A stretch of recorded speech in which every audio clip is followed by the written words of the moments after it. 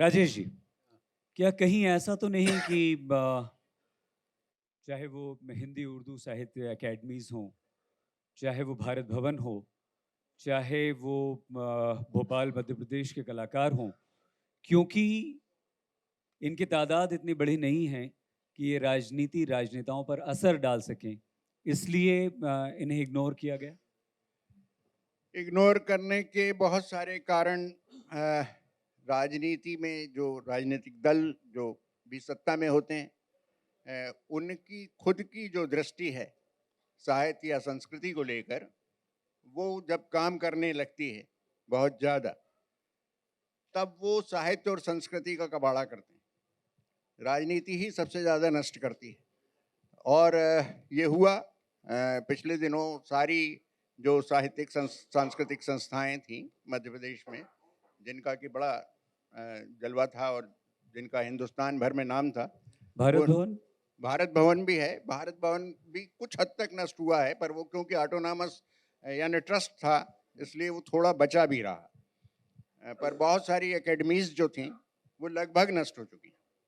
यानी उनका क्या हश्र हुआ है, वो अभी मंजर भाई ने तो थोड़ा सा इशारा तो किया ही, पर नहीं हम वो चाहते हैं आप लगभग बताएं, क्योंकि हम इतनी साफ गोई से अगर आपने इशारों में कहा, हम चाहते हैं कि अगर ये मंच मिला है इतना बड़ा आपको, देखिए तो होता यह है नहीं कि नहीं अगर अगर एक सेकंड जी मैंने कुछ बात एकेडमी के लिए लिखी सीएम साहब को, तो मुझ पर केस लगा दिए जाते हैं। अब मैं खामोश होना पड़ता है क्योंकि मुझ पर अदालत में केस चल रहा है, और मैं दोबारा बोलूंगा उस बात को तो फिर वो हो सकता है मुझे सजा हो जाए, जेल चला जाऊं। तो ये दबाव की राजनीति सियासतदानों की जो कलमकारों पे होती है, उससे बहुत दुख होता है। हम किसी के पास जा नहीं रहे कुछ मांगने के लिए, हमें ना अवार्ड दो, हमें ना मुशायरा दो, हमें ना कोई, हम किसी तरह की हमें किताब भी नहीं छपवाना, मगर हम पे क्यों दबाव किया जा रहा है? हम सच लिखते हैं, जो देख रहे हैं वो लिख रहे हैं। आपकी एकेडमी में गड़बड़ है। हमने एक पत्र लिखा, आपने आज तक उसका जवाब नहीं दिया। 8 पत्र लिख के गवर्नर की तरफ से भेजवाया, उसका जवाब नहीं मिला। तो ये भी भ्रष्टाचार की नहीं तो नहीं आप भाषाओं में भ्रष्टाचार नजर आ रहा है इस प्रदेश के अंदर। ये अफसोस की बात है। आप ये भी बता दीजिए कि एकेडमी में क्या क्या भ्रष्टाचार, क्या गड़बड़, क्या लिखा है, आज शिकायत हो ही जाए ना। अब अब भाई अब सीएम साहब को सब मालूम है, कई बार नहीं, मिला, यहाँ कई यहाँ बार बैठे लेटर लोगों आप लिखा। जानना देखिए चाहेंगे कि नहीं? मैं जरूर बताता हूँ कि एकेडमी में जो मध्य प्रदेश उर्दू एकेडमी में पहली बात मैंने लिखी कि आपने तकरीबन 300 शिक्षक कर्मचारी जो शिक्षा विभाग के हैं, उन्हें पिछले 10-15 साल से डेपुटेशन पे बिठा रखा है, जो दूसरे विभागों में काम कर रहा है मलाईदार पे। उसमें से एक आपने मध्य प्रदेश उर्दू एकेडमी में बिठा रखा है, जिनको 12-13 साल हो गए, कई बार ट्रांसफर हो गए, फिर रुकवा लिया जाता है। ये रोका क्यों जाता है? भ्रष्टाचार होता है या नहीं होता है इसमें? फिर ये कि आपको जो हम लिख रहे हैं कि इसमें ये भ्रष्टाचार है, ये सारी चीज़ें जो आपके सामने हैं, उसके बाद भी वहाँ के सेक्रेटरी महोदय, वहाँ के जो उनसे ऊपर के लोग हैं, वो फाइलें दबा ली जाती हैं। शायर कहाँ तक लिखेगा? अपने मुशायरे, कवि सम्मेलन, अपनी किताबों के सिलसिले में बात करेगा, या एक इन्हीं के पीछे पड़ा अच्छा, रहेगा? ये बताइए कि यहाँ भी भेदभाव होता है हाँ, कि अगर मुशायरे हो रहे हैं तो उसमें बिल्कुल। पिछले जब से मुझ पे केस लगाया तकरीबन 2015-16 में, तब से किसी वक्त बुलाने की कोशिश ही नहीं करी किसी ने मुझे, और ना मैंने उनसे कहा कि मुझे बुलाओ। ये तो सहमत एक हैं राजेश सर? जाति। आप सहमत हैं इस बात से? ये तो हो ही रहा है। बल्कि एकेडमीज में जो लोग बिठा दिए गए हैं, जैसे जो साहित्य एकेडमी है, जो मध्य प्रदेश की साहित्य एकेडमी, यानी मैं उस साहित्य एकेडमी की बात नहीं कर रहा, मध्य प्रदेश की साहित्य एकेडमी है, उसमें उसकी हालत इतनी खराब है। उसकी मैगजीन किसी ज़माने में हिंदुस्तान की एक बड़ी साहित्यिक मैगजीन मानी जाती थी। साक्षात्कार आज कोई उठा के नहीं देख सकता उसे। पिछले 10 साल से ज़्यादा से सारे पुरस्कार बंद हैं। जिन लोगों के पुरस्कार एक समय में यानी घोषित हो गए थे, उन लोगों को 10 साल में पुरस्कार नहीं दिए गए। पुरस्कारों का तो बेड़ा गर्क हो ही चुका है बुरी तरीके से। मैगजीन सारी नष्ट हो चुकी हैं। और एकेडमी यानी जो साहित्य एकेडमी का सचिव, पिछले दिनों जब ये बात उठी कि अंग्रेजी का वर्चस्व बढ़ रहा है और हमें हिंदी के लिए कुछ करना चाहिए, तो उन्होंने कहा कि 10 फीट के पहलवान से क्या तुम 2.5 फीट के पहलवान को लड़ाओगे? हिंदी 2.5 फीट की है, अंग्रेजी 10 फीट की है, उससे कैसे 2.5 फीट के पहलवान को लड़ाया? यानी इस तरह के बयान अगर साहित्य अकेडमी का सचिव दे रहा है यानी निर्देशक दे रहा है तो सोचा जा सकता है अकल के बारे में बलिहारी है। ये हाँ ठीक है, फरमाइश हो गई, अब सवाल चलिए पूछिए। जरूर। मैं एक गीत पेश करता हूँ क्योंकि ये भोपाल पे बात हो रही है, हम लोग सियासी लोग तो सर हैं आपकी नहीं। कविता भी है। और मैंने कोशिश करी है, मेरा भोपाल जिसने मुझे नाम दिया, एक गीत पेश करता हूँ इस धरती के नाम। ये धरती सोने का कंगन, ये धरती चांदी का दर्पण, ये धरती मस्जिद का आंगन, ये धरती संतों का चंदन, ये किसने शूल बो दिए, ये किसने शूल बो दिए। ये धरती सोने का कंगन, ये धरती चांदी का दर्पण, ये किसने शूल बो दिए। ये धरती राम की सीता की, ये धरती कृष्ण की राधा की, ये धरती गालिब मीरा की, ये धरती संत कबीरा की, ये धरती प्रेम का है मधुबन, ये दिल वालों की है धड़कन, ये किसने शूल बो दिए, ये किसने शूल बो दिए।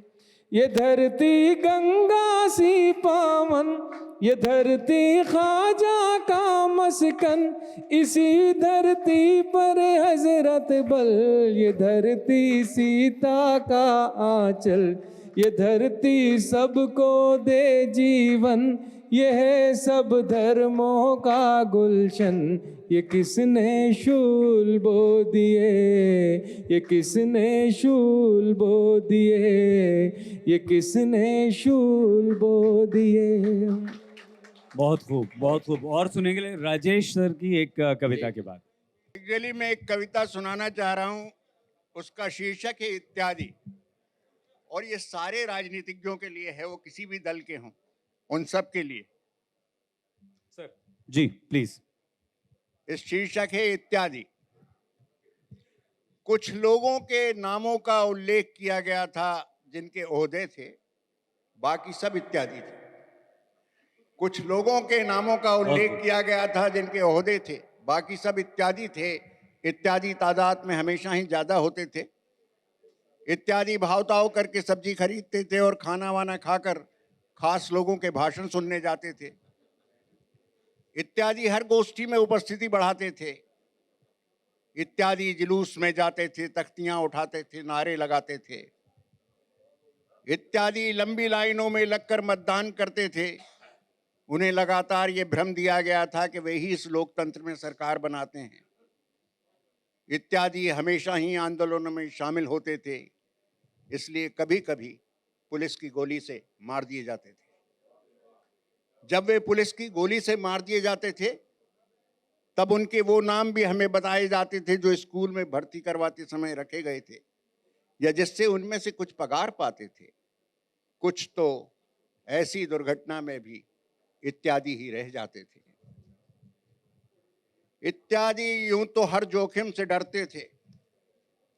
इत्यादि यूं तो हर जोखिम से डरते थे, लेकिन कभी कभी जब वो डरना छोड़ देते थे तो बाकी सब उनसे डरने लगते थे। वेरी गुड, बहुत बढ़िया। इत्यादि यूं तो हर जोखिम से डरते थे, लेकिन कभी कभी जब वो डरना छोड़ देते थे तो बाकी सब उनसे डरने लगते थे। इत्यादि ही करने को सारे काम करते थे जिससे देश और दुनिया चलती थी। इत्यादि ही करने को सारे काम करते थे जिससे देश और दुनिया चलती थी। हालांकि उन्हें ऐसा लगता था कि वो ये सारे काम सिर्फ अपना परिवार चलाने को करते हैं। इत्यादि हर जगह शामिल थे, पर उनके नाम कहीं भी शामिल नहीं हो पाते थे। इत्यादि बस कुछ सिर फिरे कवियों की कविता में अक्सर दिख जाते थे। क्या बहुत धन्यवाद। खूब सर। बहुत सर भाई आपसे खत्म करेंगे। मैं पहले एक मतला और एक शेर गजल का, फिर एक जिस गीत के लिए मुझे आदेश है वो पेश कर दूंगा समातन भाई का। झूठ वो बोले तो सच्चाई नजर आती है, झूठ वो बोले तो सच्चाई नजर आती है, उसके जुल्मों में मसीहाई नजर आती है, उसके जुल्मों में। वादे ही वादे, उन्हीं वादों पे फिर से वादे। असल में ये मध्य प्रदेश हमारा बहुत खूबसूरत प्रदेश है। अगर यहाँ कुछ वादे कम किए जाते तो ये प्रदेश और खूबसूरत हो जाता। और तो मैं ये शेर पेश कर रहा हूँ। वादे ही वादे, उन्हीं वादों पे फिर से वादे, जिंदगी बीत गई तुमको तमाशा करते, जिंदगी बीत गई तुमको तमाशा करते।